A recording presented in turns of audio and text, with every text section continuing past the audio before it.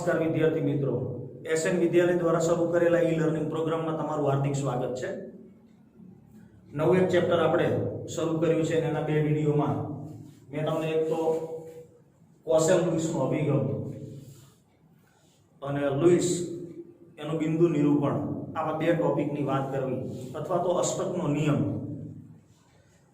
Louis કોસેલનો અભિગમ હતો એ આયનીય બંધ અથવા તો વિદ્યુત સંયોજક બંધ વિશેની માહિતી આપતો, જેમાં એક પરમાણુ સરળતાથી ઇલેક્ટ્રોન આપતો અને બીજો પરમાણુ સરળતાથી ઇલેક્ટ્રોન મેળવતો। આવા તત્વોમાંથી બનેલા આયનો એકબીજા સાથે સ્થિર વિદ્યુતીય આકર્ષણ બળથી આકર્ષાય અને આયનીય બંધની રચના કરતા અથવા તો આને આપણે વિદ્યુત સંયોજક બંધ તરીકે ઓળખતા।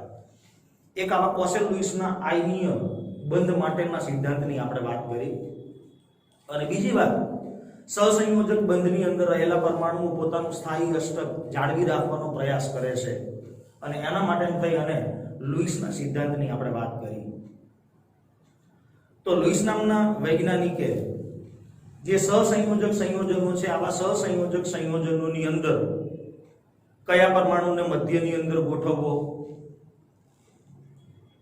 એનું લુઈસનું બિંદુ નિરૂપણ કેવી રીતે કરવું, આમ તો મેં તમને સમજાવી દીધું છે, છતાં પણ આજે આપણે એ લુઈસ બિંદુ નિરૂપણ નામના ટોપિકની ચર્ચા કરવાના છીએ। એટલે ફરી એ મુદ્દાઓ અહીંયા લખેલા છે, ધ્યાન આપશો। જ્યારે કોઈ સહસંયોજક સંયોજન અથવા આયન અને એનું આપણે લુઈસ બિંદુ નિરૂપણ કરવું હોય તો મધ્યમાં એવો પરમાણુ ગોઠવવાનો કે જેની સંખ્યા ઓછી હોય, એટલે પહેલા આને મહત્વ આપવાનું, ત્યારબાદ બીજા ક્રમે આવશે કે જેની વિદ્યુત ઋણતા ઓછી હોય આવા પરમાણુને મધ્યની અંદર ગોઠવવું, ત્યાર પછી ત્રીજા ક્રમે કે જેનું કદ મોટું હોય। આમ તો અહીંયા આપણો પ્રશ્નનું સોલ્યુશન આવી જશે કે ભાઈ જેની સંખ્યા ઓછી હોય અથવા જેની વિદ્યુત ઋણતા ઓછી હોય એવો પરમાણુ આપણે સેન્ટરમાં મૂકવાનો, પણ કદ મોટું હોય અથવા તો જેનો પરમાણુ ક્રમાંક વધારે હોય આવા તત્વને આપણે લુઈસ બિંદુ નિરૂપણ દર્શાવતી વખતે બરાબર મધ્યમાં રાખીએ છીએ। બીજો મુદ્દો એ હતો કે હાઇડ્રોજન અને ફ્લોરિન એ ક્યારેય લુઈસ બિંદુ નિરૂપણની અંદર મધ્યસ્થ પરમાણુ તરીકે હોતા નથી। એ મધ્યમાં ક્યારેય ના હોય, એ કોર્નર ઉપર જ આવેલા હોય। હા, મધ્યમાં કયા પરમાણુ હોઈ શકે તો કે silicon, carbon, nitrogen, oxygen, phosphorus, chlorine, bromine, આવા જે બધા પરમાણુઓ છે એ લુઈસ બિંદુ નિરૂપણની અંદર મધ્યમાં રહેલા હોય છે। તો સૌપ્રથમ આપણે જેની વિદ્યુત ઋણતા ઓછી હોય આવા પરમાણુને સેન્ટરમાં ગોઠવી દેવાનો અને એની આજુબાજુ બીજા પરમાણુઓને ગોઠવી દેવાના। હવે જે પરમાણુ છે એ પરમાણુ મધ્યસ્થ પરમાણુ સાથે ઓછામાં ઓછો એક સહસંયોજક બંધ તો બનાવે છે, એટલે એના અનુસંધાને આપણે કેટલા સહસંયોજક બંધ બનશે અથવા તો કેટલા ઇલેક્ટ્રોન બંધની અંદર ભાગ લેશે એની આપણે ગણતરી કરી નાખવાની। હવે જે પરમાણુઓ છેડા ઉપર મૂક્યા હોય એટલે મધ્યસ્થ પરમાણુની આજુબાજુ જે આપણે પરમાણુઓ મૂક્યા હોય આ પરમાણુઓનું પહેલા આપણે અષ્ટક પૂર્ણ કરવાનું, મધ્યસ્થ પરમાણુની વાત છેલ્લે આવશે। પહેલા આપણે મધ્યસ્થ પરમાણુની આજુબાજુ જે પરમાણુઓ મૂકેલા હોય એવા પરમાણુઓનું અષ્ટક પૂર્ણ કરવાનું। હા, હાઇડ્રોજનનો પરમાણુ હોય તો એ દ્વિક સમૃદ્ધ રચના પ્રાપ્ત કરશે કારણ કે એ અષ્ટક પ્રાપ્ત કરી શકશે નહીં। મધ્યમાં જે પરમાણુ આપણે ગોઠવેલો હોય મધ્યસ્થ પરમાણુ પાસે વધુમાં વધુ સહસંયોજક બંધ અથવા કોવેલેન્સી હોય। દાખલા તરીકે ઓક્સિજનનો પરમાણુ હોય તો એ એક બંધ કે બે બંધ બનાવી શકે, સલ્ફરનો પરમાણુ હોય તો 2, 4 અને 6 બંધ બનાવી શકે, નાઇટ્રોજનનો પરમાણુ હોય તો 3, 4, 5 એ 4 જ બંધ બનાવે છે। નાઇટ્રોજનનો પરમાણુ 4 બંધ બનાવે અને જો 3 બંધ બનાવે તો એના અનુસંધાને એના ઉપર ચાર્જ આવે। ફોસ્ફરસ તો એની કોવેલેન્સી 3 અને 5 હોય છે। કાર્બન તો એ તો આપણે જાણીએ છીએ એ 4 વધુમાં વધુ 4 સહસંયોજક બંધ બનાવી શકે। સિલિકોન એ 4 સહસંયોજક બંધ બનાવી શકે।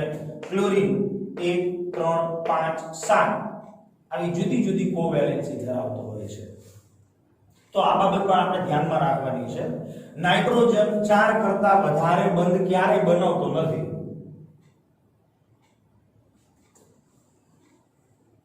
જો તમને આયન આપેલો હોય, ધન આયન અથવા ઋણ આયન આપેલો હોય, તો ધન વીજભાર ઈ હંમેશા મધ્યસ્થ પરમાણુ ઉપર જ હોય,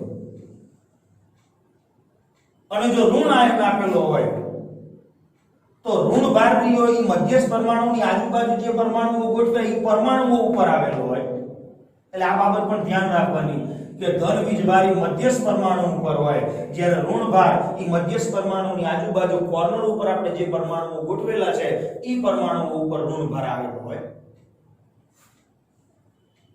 હવે લુઈસ બિંદુ નિરૂપણ કેવી રીતે કરવું, તો એના માટેના જુદા જુદા 3 એક મુદ્દાઓ છે। એ 3 મુદ્દાઓ ધ્યાનમાં રાખવાના। પહેલું કામ શું કરવાનું, તો કે આપણને જે અણુ કે આયન આપેલો હોય એ અણુ કે આયનમાં રહેલા પરમાણુઓના કુલ સંયોજકતા ઇલેક્ટ્રોન ગણી નાખવાના। હવે કુલ સંયોજકતા ઇલેક્ટ્રોન માટે અહીંયા જે આપણે બંધારણો દોર્યા છે એની અંદર Q નામનો સિમ્બોલ વાપરેલો છે, એટલે ઈ અણુ કે આયનની અંદર રહેલા કુલ સંયોજકતા ઇલેક્ટ્રોનની સંખ્યા છે। જો આયન આપેલો હોય અને ધન આયન હોય તો જેટલો ધન વીજભાર હોય એટલા ઇલેક્ટ્રોન બાદ કરવા। કુલ સંયોજકતા ઇલેક્ટ્રોન ગણો ત્યારે જો ધન વીજભાર આપેલો હોય તો જેટલો ધન વીજભાર હોય એટલા ઇલેક્ટ્રોન બાદ કરી નાખવાના કુલ સંયોજકતામાંથી, અને જો ઋણ વીજભાર હોય તો જેટલો ઋણ વીજભાર હોય એટલા ઇલેક્ટ્રોન આ કુલ સંયોજકતા ઇલેક્ટ્રોનની અંદર ઉમેરી દેવાના। એટલે પહેલું કામ આપણે આ કરવાનું કે ભાઈ આયન કે અણુની અંદર કુલ સંયોજકતા ઇલેક્ટ્રોનની સંખ્યા કેટલી છે। પછી શું કરવાનું, તો કે મધ્યસ્થ પરમાણુ આપણે સેન્ટરમાં મૂકી દીધો, પછી એની આજુબાજુ કેટલા પરમાણુઓ છે। જો 2 પરમાણુ હોય તો બંધકારક ઇલેક્ટ્રોન કેટલા થાય, તો 2 પરમાણુઓ સાથે મધ્યસ્થ પરમાણુ એક એક બંધ તો બનાવે જ છે, એટલે બંધકારક ઇલેક્ટ્રોનની સંખ્યા 4 થાય। જો મધ્યસ્થ પરમાણુની આજુબાજુ 3 પરમાણુઓ આવેલા હોય તો 3 બંધ બનાવે, એટલે બંધકારક ઇલેક્ટ્રોનની સંખ્યા કેટલી થાય, તો કે 6, કારણ કે એક બંધની અંદર 2 ઇલેક્ટ્રોન હોય। તો પહેલા કુલ સંયોજકતા ઇલેક્ટ્રોન ગણવાના, પછી મધ્યસ્થ પરમાણુની આજુબાજુ જેટલા પરમાણુઓ હોય એ દરેકની સાથે મધ્યસ્થ પરમાણુ એક સહસંયોજક બંધ તો બનાવે, એટલે એના અનુસંધાને કુલ કેટલા બંધ બનશે, 2 બંધ બને તો એનો ગુણ્યા 2, એટલે બંધકારક ઇલેક્ટ્રોનની સંખ્યા 4, 3 બંધ બને તો એનો ગુણ્યા 2, બંધકારક ઇલેક્ટ્રોનની સંખ્યા 6। તો આમાં બંધકારક ઇલેક્ટ્રોનની સંખ્યા ગણવી બીજા ક્રમે। અને ત્રીજા ક્રમે શું કરવું, તો કે હવે જે કુલ સંયોજકતા ઇલેક્ટ્રોન હતા એ કુલ સંયોજકતા ઇલેક્ટ્રોનમાંથી આપણે આ બંધમાં ભાગ લેતા હોય એવા બંધકારક ઇલેક્ટ્રોનની સંખ્યા જે છે એને બાદ કરી નાખવી। કુલ સંયોજકતા ઇલેક્ટ્રોન જે હોય પછી બંધની અંદર બંધકારક ઇલેક્ટ્રોન જે વપરાયા હોય આ કુલ સંયોજકતા ઇલેક્ટ્રોનમાંથી આ બંધકારક ઇલેક્ટ્રોનને આપણે બાદ કરીએ એટલે જે ઇલેક્ટ્રોન આવે એને અબંધકારક ઇલેક્ટ્રોન કહેવાય। હવે ઈ અબંધકારક ઇલેક્ટ્રોનને આપણે મધ્યસ્થ પરમાણુ અને કોર્નર ઉપર ગોઠવાયેલા પરમાણુ ઉપર ગોઠવવાના, અને એવી રીતે ગોઠવવાના કે ભાઈ કોર્નર ઉપર જે પરમાણુ હોય એ પરમાણુનું અષ્ટક પહેલા પૂર્ણ થઈ જાય એ પ્રમાણે પહેલા ગોઠવવાના, અને પછી જો બાકી રહેતા હોય તો મધ્યસ્થ પરમાણુ ઉપર ગોઠવવાના। અને જરૂર જણાય તો આ બંધકારક ઇલેક્ટ્રોનનો ઉપયોગ કરી અને દ્વિબંધ કે ત્રિબંધ અથવા બહુબંધની રચના કરવામાં આવે અષ્ટક માટે। તો આટલા મુદ્દાઓ તમે ધ્યાન રાખશો એટલે હું એવું માનું છું કે તમને કોઈ પણ અણુ કે આયન આપેલો હોય તો એનું તમને લુઈસ બિંદુ નિરૂપણ આવડે। અહીંયા જેટલા બંધારણો દોર્યા છે દરેક બંધારણો તમને અહીંયા વિગતવાર સમજાવતો જઉં છું આ 3 મુદ્દાઓને ધ્યાનમાં રાખી।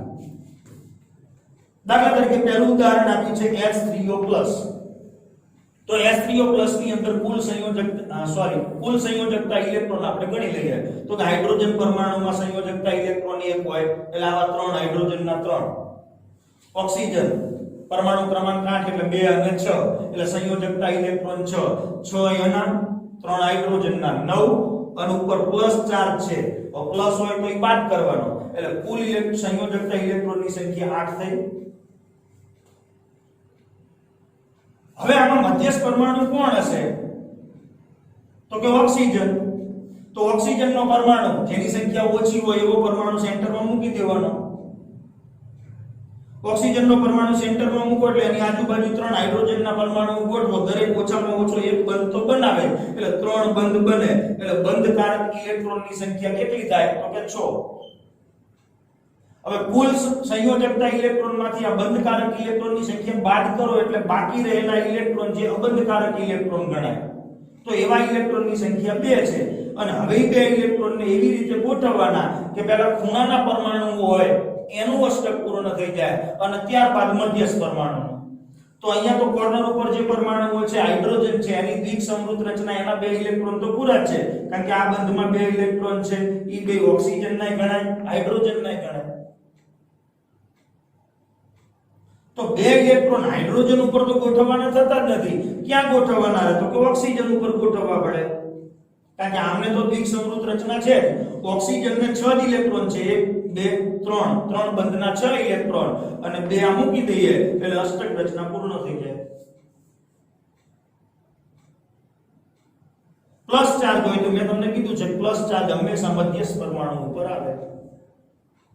અને ફોર્મલ ચાર્જ કેવી રીતે ગણવો એની પણ મેં તમને ગણતરી સમજાવી છે કે ભાઈ ફોર્મલ ચાર્જ કેવી રીતે ગણવો. ફરીથી અહીંયા કહી દઉં તમને ભાઈ ફોર્મલ ચાર્જ કેવી રીતે ગણાય. તો એની અંદર સંયોજકતા ઇલેક્ટ્રોન જે પરમાણુનો ફોર્મલ ચાર્જ ગણવો હોય એના સંયોજકતા ઇલેક્ટ્રોન માઈનસ એની પાસે રહેલા લોન પેરના ઇલેક્ટ્રોન માઈનસ બોન્ડિંગ પેરના ઇલેક્ટ્રોન અને એને ભાગ્યા 2. આ સૂત્રનો ઉપયોગ કરો એટલે તમને એનો ફોર્મલ ચાર્જ અથવા જે તે પરમાણુ ઉપરનો ચાર્જ મળી જાય. દાખલા તરીકે ઓક્સિજન ઉપર છે તો ઓક્સિજનના સંયોજકતા ઇલેક્ટ્રોન કેટલા છે? તો કે ઓક્સિજનના સંયોજકતા ઇલેક્ટ્રોન 6. એની પાસે લોન પેરના ઇલેક્ટ્રોન કેટલા છે? તો કે 2. એની પાસે બોન્ડિંગ પેરના ઇલેક્ટ્રોન કેટલા છે? તો કે 3 બંધ છે એટલે 3 દુ ને 6 એટલે 6 ભાગ્યા 2 એટલે 3. તો જવાબ આવશે 6 માઈનસ 5 એટલે પ્લસ 1. એટલે ઓક્સિજન ઉપર પ્લસ ચાર્જ આવશે. બીજું ઉદાહરણ NH4+. તો કુલ સંયોજકતા ઇલેક્ટ્રોન નાઇટ્રોજનનો પરમાણુ ક્રમાંક 7 એટલે 2 અને 5 એટલે 5 એના 4 હાઇડ્રોજનના 4 5 ને 4 9 9 માંથી પ્લસ ચાર્જ છે એટલે એક બાદ કરીએ એટલે કુલ સંયોજકતા ઇલેક્ટ્રોન 8 થશે. મધ્યસ્થ પરમાણુ જેની સંખ્યા ઓછી છે એટલે નાઇટ્રોજન. બોન્ડિંગ પેર તો કે નાઇટ્રોજન સાથે 4 હાઇડ્રોજનના પરમાણુ એટલે 4 બંધ તો બનાવે છે એટલે બોન્ડિંગ પેરના ઇલેક્ટ્રોન 8 થશે. તો કુલ સંયોજકતા ઇલેક્ટ્રોન 8 છે, બોન્ડિંગ પેરના 8 ઇલેક્ટ્રોન બાદ કરીએ એટલે લોન પેર તરીકે ઇલેક્ટ્રોનની સંખ્યા રહેશે નહીં. તો આ નાઇટ્રોજન એની આજુબાજુ 4 હાઇડ્રોજનના પરમાણુ દરેક પાસે આપણે એક ઇલેક્ટ્રોન છે એટલે એક બંધમાં 2 ઇલેક્ટ્રોન. દરેક હાઇડ્રોજનની દ્વિસમૃત રચના પૂર્ણ થઈ જશે. નાઇટ્રોજન એને પણ અષ્ટક પૂર્ણ થઈ જશે.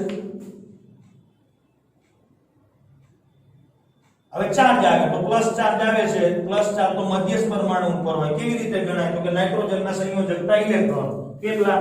તો કે નાઇટ્રોજનના સંયોજકતા ઇલેક્ટ્રોન 5. એની પાસે લોન પેર તો ઈ તો નથી. બોન્ડિંગ પેર એના ઇલેક્ટ્રોન તો કે 8 છે તો 8 ભાગ્યા 2 એટલે 4 પ્લસ 1 આવશે. તો NH4+ એમોનિયમ આયન એનું લુઈસ બિંદુ નિરૂપણ. હવે લુઈસ બિંદુ નિરૂપણ દર્શાવો ત્યારે બંધની જગ્યાએ 2 ઇલેક્ટ્રોન આપણે દર્શાવીએ છીએ. એટલે અહીંયા 2 ઇલેક્ટ્રોન હોય, 2 ઇલેક્ટ્રોન અહીંયા હોય, 2 ઇલેક્ટ્રોન અહીંયા હોય, 2 ઇલેક્ટ્રોન અહીંયા હોય. એના પછી આવશે NO3- નાઇટ્રેટ આયન. તો Q ગણીએ પહેલા નાઇટ્રોજનના 5, ઓક્સિજનના 6 પણ 3 ઓક્સિજનના 6 તરી 18, 18 ને 5 23 અને માઈનસ છે એટલે એક ઉમેરવાનો 23 ને 24 કુલ સંયોજકતા ઇલેક્ટ્રોન 24. બોન્ડિંગ પેર નાઇટ્રોજનની આજુબાજુ 3 ઓક્સિજનના પરમાણુ છે એટલે 3 બંધ તો બનાવે જ એટલે અહીંયા 1 2 અને 3 બંધ પહેલા આપણે મૂકી દઈએ એટલે 6 ઇલેક્ટ્રોન થયા. 24 માંથી 6 જાય એટલે 18 ઇલેક્ટ્રોન ગોઠવવાના રહે. તો એ 18 ઇલેક્ટ્રોન ને આપણે પહેલા કોર્નરના પરમાણુનું અષ્ટક પૂર્ણ કરીએ. 2 4 6 પછી 6 આના ઉપર 6 અને 6 12 અને 6 આની ઉપર 18. તો આમાં દરેક ઓક્સિજન પરમાણુને તો અષ્ટક પૂર્ણ થઈ ગયું, પણ નાઇટ્રોજન પરમાણુને અષ્ટક પૂર્ણ થતું નથી. આ બંધના 2 2 4 2 6. એટલે અહીંથી કોઈ પણ એક ઓક્સિજન પરમાણુ ઉપરથી આ 2 ઇલેક્ટ્રોન છે એ આ નાઇટ્રોજન સાથે બંધમાં વપરાશે. એટલે ઓક્સિજનને તો અષ્ટક પૂર્ણ રહેશે, સાથે નાઇટ્રોજનને અષ્ટક પૂર્ણ થઈ જશે. હવે ચાર્જ ગણવો છે તો NO3 ઉપર માઈનસ ચાર્જ છે, તો એ માઈનસ ચાર્જ જે છે એ માઈનસ ચાર્જની ગણતરી આપણે કરવી હોય તો એના અનુસંધાને એનું કેલ્ક્યુલેશન આવશે કે ભાઈ આ જે નાઇટ્રોજન છે ટોટલ 18 ઇલેક્ટ્રોન હતા, 6 12 6 18. તો એ 18 ઇલેક્ટ્રોનની ગણતરી આપણે આ પ્રમાણે કરી શકીએ. આ જે નાઇટ્રોજન છે એ નાઇટ્રોજન એનો ચાર્જ આપણે ગણીએ પહેલા. તો કે નાઇટ્રોજન ઉપર કેટલો ચાર્જ આવશે? તો કે નાઇટ્રોજનના સંયોજકતા ઇલેક્ટ્રોન 5, લોન પેર નથી 0, બંધમાં 4, તો 4 એટલે 8 ભાગ્યા 2 એટલે નાઇટ્રોજન ઉપર પ્લસ ચાર્જ આવશે. આ ઓક્સિજન, તો કે ઓક્સિજન, તો એના માટે આપણે અહીંયા લખેલું છે જો ઓક્સિજન એક બંધ બનાવતો હોય તો એના ઉપર -1 ચાર્જ આવે, એટલે આના ઉપર -1 ચાર્જ આવશે. આ ઓક્સિજન ઉપર પણ -1 ચાર્જ, એટલે પ્લસ ને માઈનસ ઈ તો કેન્સલ થઈ જાય. NO3 ઉપર માઈનસ ચાર્જ આવી જશે. જો ઓક્સિજન દ્વિબંધ બનાવતો હોય તો એના ઉપર ચાર્જ 0 આવશે, અને આપણે ગણતરી કરવી હોય તો કરી શકીએ આ પ્રમાણે કે ભાઈ આ ઓક્સિજનને દ્વિબંધ બનાવ્યો તો એના ઉપર ચાર્જ કેટલો એ ગણવો હોય તો એના સંયોજકતા ઇલેક્ટ્રોન કેટલા હતા? તો કે 6. એની પાસે લોન પેરના ઇલેક્ટ્રોન કેટલા? તો કે 2 2 4. એને કેટલા બંધ બનાવ્યા છે મધ્યસ્થ પરમાણુ સાથે? તો કે 2 બંધ, એટલે 2 બંધના ઇલેક્ટ્રોન એટલે 4. તો 4 ભાગ્યા 2 એટલે 2 આવશે. અહીંયા 6 માંથી 6 0. આ ઓક્સિજન ઉપરનો ચાર્જ 0 આવશે. જ્યારે આ ઓક્સિજનનું ઈ પ્રમાણે કેલ્ક્યુલેશન કરશો તો 2 ઉપર -1 ચાર્જ આવશે. તો આ પણ બાબત તમારે ધ્યાન રાખવાની કે ભાઈ ઓક્સિજન એક બંધ બનાવે તો -1 ચાર્જ, દ્વિબંધ બનાવે તો એના ઉપર ચાર્જ હોતો નથી, અને જો ત્રિબંધ બનાવે તો એ ઓક્સિજન ઉપર પ્લસ ચાર્જ આવશે. એના પછી આવશે NO2-. તો પહેલા આપણે Q ગણી લઈએ. આના 5, આના 6 દુ ને 12, 12 ને 5 17 ને -1 એટલે 18. નાઇટ્રોજનની આજુબાજુ 2 ઓક્સિજન છે એટલે પહેલા તો 2 બંધ બનાવશે અહીંયા આ પ્રમાણે, એટલે એના કુલ ઇલેક્ટ્રોન 4 થશે. 18 માંથી 4 જાય એટલે 14 ઇલેક્ટ્રોન બાકી રહેશે લોન પેરના. હવે 14 ઇલેક્ટ્રોન આપણે ગોઠવીએ તો 6 ઇલેક્ટ્રોન મેં અહીંયા ગોઠવી દીધા આ ઓક્સિજનની ઉપર, 6 ઇલેક્ટ્રોન મેં આ ઓક્સિજન ઉપર ગોઠવી દીધા, 6 અને 6 12, અને 2 ઇલેક્ટ્રોન જે નાઇટ્રોજન ઉપર ગોઠવી દીધા. આમાં 2 ઓક્સિજનનું અષ્ટક તો પૂર્ણ થઈ જાય પણ નાઇટ્રોજનનું અષ્ટક પૂર્ણ થતું નથી. એટલે કોઈ પણ એક ઓક્સિજનના 2 ઇલેક્ટ્રોન એ અહીંયા નાઇટ્રોજન સાથે બંધમાં વપરાઈ જાય, એટલે નાઇટ્રોજનનું અષ્ટક પૂર્ણ થઈ જાય. હવે ચાર્જ ગણવાનો આવે તો આ ઓક્સિજન દ્વિબંધથી જોડાયેલો છે એટલે એના ઉપર ચાર્જ 0, પણ આ ઓક્સિજન એક બંધથી જોડાયેલો છે એટલે એના ઉપર -1 ચાર્જ. અને નાઇટ્રોજનનો ગણવો હોય તો તમે ગણી શકો. કેવી રીતે? તો કે નાઇટ્રોજનના સંયોજકતા ઇલેક્ટ્રોન કેટલા? તો કે 5. એની પાસે લોન પેરના ઇલેક્ટ્રોન કેટલા? તો કે 2. એની પાસે બોન્ડિંગ પેર બંધના ઇલેક્ટ્રોન કેટલા? તો 3 બંધ છે એટલે 6 ભાગ્યા 2 એટલે અહીંયા 3. 5 માંથી 5 જાય 0. નાઇટ્રોજન ઉપર ચાર્જ નહીં રહે. તો આ એક સાદું અને સરળ ફોર્મ્યુલા છે. આનો ઉપયોગ કરો એટલે મોટા ભાગના અણુ કે આયનોના લુઈસ બિંદુ નિરૂપણ થઈ જાય. SO3 સલ્ફર સંયોજકતા કક્ષામાં 6 ઇલેક્ટ્રોન, ઓક્સિજન પણ 6, પણ આવા 3 ઓક્સિજન એટલે 18 ને 6 24 ઇલેક્ટ્રોન સંયોજકતા. સલ્ફરની આજુબાજુ 3 ઓક્સિજન છે એટલે 3 બંધ તો બનાવે જ, તો પહેલા આપણે 3 બંધ બનાવી દઈએ એટલે 6 ઇલેક્ટ્રોન જતા રહે. લોન પેરના ઇલેક્ટ્રોન 18 બાકી રહે, એને પહેલા કોર્નર ઉપર ગોઠવો તો કે 6 અહીંયા મૂક્યા, 6 અહીંયા મૂક્યા 12 અને 6 અહીંયા મૂક્યા 18. દરેક ઓક્સિજનને અષ્ટક થઈ ગયું પણ સલ્ફરને અષ્ટક પૂર્ણ થતું નથી. તો એવા સંજોગોમાં શું થાય? તો કે 2 ઇલેક્ટ્રોન અહીંથી અહીંયા આવશે, સલ્ફર ને અષ્ટક પૂર્ણ થઈ ગયું। પણ હવે શું થાય કે જો અહીંથી આપણે ઇલેક્ટ્રોન આમને આમ રહેવા દઈએ તો આના ઉપર -1 ચાર્જ આવે, આના ઉપર -1 ચાર્જ આવે, એટલે આ બંધના બે ઇલેક્ટ્રોન અહીંયા આવતા રહે અને આ બંધના બે ઇલેક્ટ્રોન પણ અહીંયા આવતા રહે, તો સલ્ફર વધુમાં વધુ કોવેલેન્સી 6 બનાવવાનો પ્રયત્ન કરે છે, તો SO3 એનું લુઈસ બિંદુ નિરૂપણ આ પ્રકારે થશે SO3 - 2। તો SO3 - 2 માં 6 તરી 18 ને 6 આના 6 ચોક 24 ને 2 26 ઇલેક્ટ્રોન સંયોજકતા, બોન્ડિંગ પેર 3 ઓક્સિજન છે એટલે 3 બંધ તો ગણવાના જ, એટલે 6 આને અત્યારે આપણે મૂકી દઈએ, 26 માંથી 6 જાય એટલે 20 લોન પેરના ઇલેક્ટ્રોન રહે, તો 6 આની ઉપર 6 આની ઉપર ને 6 આની ઉપર 18 અને 2 ઇલેક્ટ્રોન સલ્ફર પરમાણુ ઉપર એટલે 20 થઈ જાય। હવે આની અંદર -2 ચાર્જ છે, અહીંયા દરેક ઓક્સિજન ઉપર -1 થશે, એટલે અહીંથી આ બે ઇલેક્ટ્રોન છે કોઈ પણ એક ઓક્સિજનના સલ્ફર સાથે અહીંયા આવતા રહેશે, એટલે મધ્યસ્થ પરમાણુ જે છે એ મધ્યસ્થ પરમાણુનું અષ્ટક પૂર્ણ નથી થતું પણ અષ્ટક કરતા વધારે ઇલેક્ટ્રોન છે। તો સલ્ફર પરમાણુ એવો છે કે જે અષ્ટક અમુક સંયોજનોમાં પૂર્ણ કરે છે, જ્યારે અમુક સંયોજનોમાં સલ્ફર પાસે અષ્ટક કરતા વધારે ઇલેક્ટ્રોન પણ હોય છે મધ્યસ્થ પરમાણુ પાસે। તો આવું SO3 - 2 જેમાં આ ઓક્સિજન ઉપર -1 ચાર્જ આવશે, આ ઓક્સિજન ઉપર -1 ચાર્જ, પેલો ઓક્સિજન તો દ્વિબંધી જોડાયેલ છે એટલે એના ઉપર ચાર્જ 0। એ જ રીતે SO4 - 2 6 આના 6 આના 6 ચોક 24 6 35 ને 2 32 બોન્ડિંગ પેરના ઇલેક્ટ્રોન 4 ઓક્સિજન સાથે 4 બંધ તો બનાવે જ એટલે 8 32 માંથી 8 જાય એટલે 24, એટલે પહેલા આપણે આ કાઢી નાખીએ, 4 બંધ રાખીએ પહેલા। હવે 24 ઇલેક્ટ્રોન કોર્નરના પરમાણુ ઉપર ગોઠવીએ, 6 આની ઉપર 6 આની ઉપર 12, 6 ઇલેક્ટ્રોન આ ઓક્સિજન ઉપર 18 અને 6 ઇલેક્ટ્રોન આ ઓક્સિજન ઉપર, પણ આમાં ચાર્જ કેટલો થાય -1 ટોટલ ચાર્જ -4 થશે, એટલે ગમે તે બે ઓક્સિજનના પરમાણુના બે ઇલેક્ટ્રોન સલ્ફર સાથે અહીંયા બંધમાં આવશે, એટલે દરેક ઓક્સિજન પરમાણુ એનું અષ્ટક પૂર્ણ થઈ જશે। આ ઓક્સિજનનો ચાર્જ 0, આનો ચાર્જ પણ 0, આના ઉપર -1, આના ઉપર -1, જે આપણે આ સૂત્રથી ગણતરી કરી શકીએ। PO4 - 3 તો સંયોજકતા ઇલેક્ટ્રોનની સંખ્યા 5 આની 6 ચોક 24 ને 5 29 3 32 બોન્ડિંગ પેર 4 ઓક્સિજન છે એટલે 4 બંધ તો મિનિમમ એટલે 8 ઇલેક્ટ્રોન થાય। લોન પેરના ઇલેક્ટ્રોન કેટલા બાકી રહે 24, તો એ 24 ઇલેક્ટ્રોન આપણે ગોઠવવાના, તો 6 અહીંયા ગોઠવ્યા, 6 12 6 18 અને 6 24।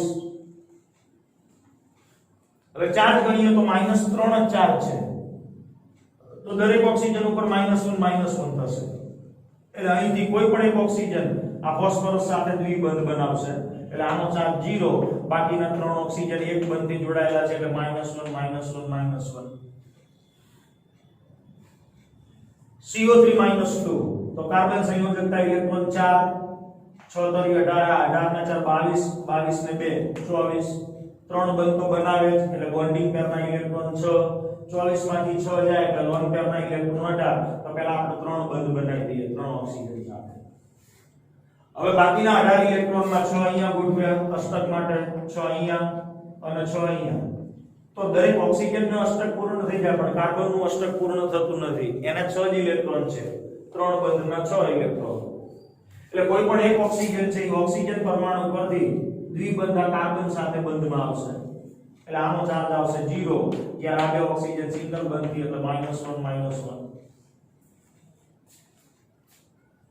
એ જ રીતે NOCl તો નાઇટ્રોજન 2 5 એટલે 5 આના ઓક્સિજન 2 6 6 આના ક્લોરીન 2 7 7 આના 7 6 13 ને 5 18 સંયોજકતા ઇલેક્ટ્રોન 18। હવે આની અંદર મધ્યસ્થ પરમાણુ કોણ આવશે તો કે મધ્યસ્થ પરમાણુ નાઇટ્રોજન જેની વિદ્યુત ઋણતા ઓછી છે, એની સાથે એક ક્લોરીન એક ઓક્સિજન એટલે બે તો બંધ ખરા, એટલે બોન્ડિંગ પેરના ઇલેક્ટ્રોન 4 18 માંથી 4 જાય એટલે 14 ઇલેક્ટ્રોન ગોઠવવાના, એ 14 ઇલેક્ટ્રોનમાં 6 અહીંયા ગોઠવી દીધા, 6 આ ઓક્સિજન ઉપર એટલે 6 6 12 બે નાઇટ્રોજન ઉપર 14 એમાં ક્લોરીન અને ઓક્સિજનનું અષ્ટક પૂર્ણ થઈ જાય પણ નાઇટ્રોજનનું અષ્ટક પૂર્ણ થતું નથી. એટલે અહીંથી અહીંયા બંધ આવશે કારણ કે ક્લોરીન પરમાણુ છે એ ક્લોરીન પરમાણુ 1 3 5 7 બંધ બનાવે, જ્યારે ઓક્સિજન 1 અને 2 બંધ બનાવી શકે. તો અહીંયા બંધ આવી જાય, ઓક્સિજનનું અષ્ટક પૂર્ણ, ક્લોરીનનું પૂર્ણ, નાઇટ્રોજનનું અષ્ટક પણ પૂર્ણ થઈ જાય.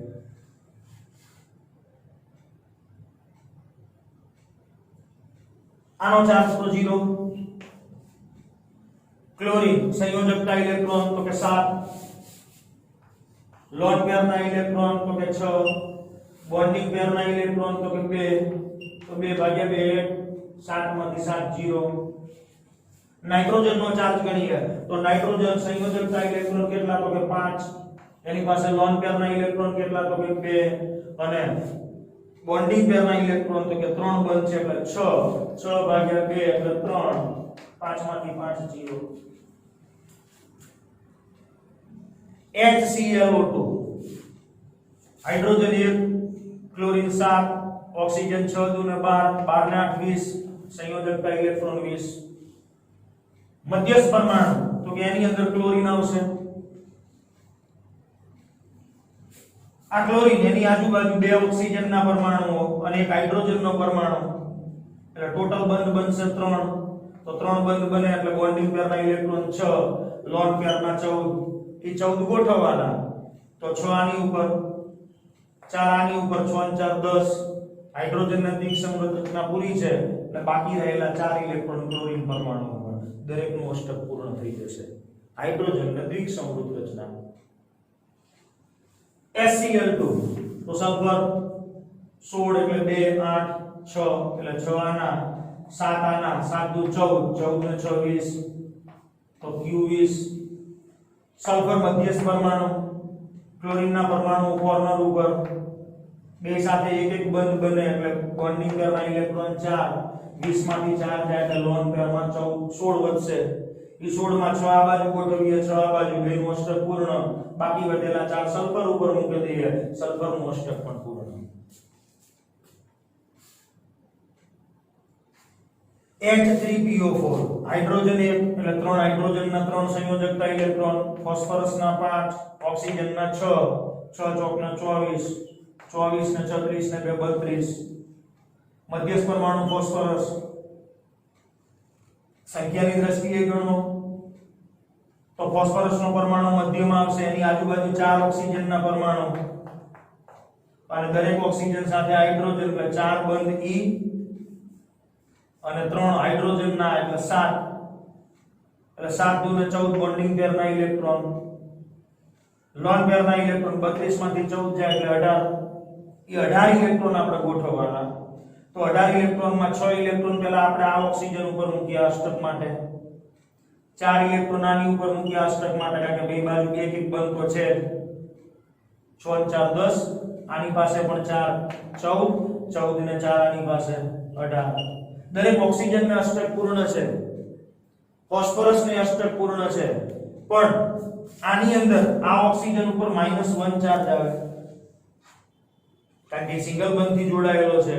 એટલે અહીંયા હું આ ઇલેક્ટ્રોન છે એ ફોસ્ફરસ સાથે અહીંયા દ્વિબંધમાં લઈ લો એટલે આનો ચાર્જ 0, આ ઓક્સિજનનો ચાર્જ પણ 0 કારણ કે એ પણ બે બંધથી જોડાયેલો છે. તો આ પ્રમાણે સહસંયોજક અણુ કે આયનોના લુઈસ બિંદુ નિરૂપણ જો આપણને પરીક્ષાની અંદર પૂછે તો આપણે આ પ્રમાણે દર્શાવી શકીએ. તો આટલા ઉદાહરણો કાફી છે. આ સિવાય તમે જાતે તમારી રીતે પ્રેક્ટિસ માટે ઉદાહરણો લઈ અને આ 3 મુદ્દાઓને ધ્યાનમાં રાખી અને એના લુઈસ બિંદુ નિરૂપણ દોરી શકો. બાકીની ચર્ચા આપણે આવતી વખતે કરીશું. નમસ્કાર.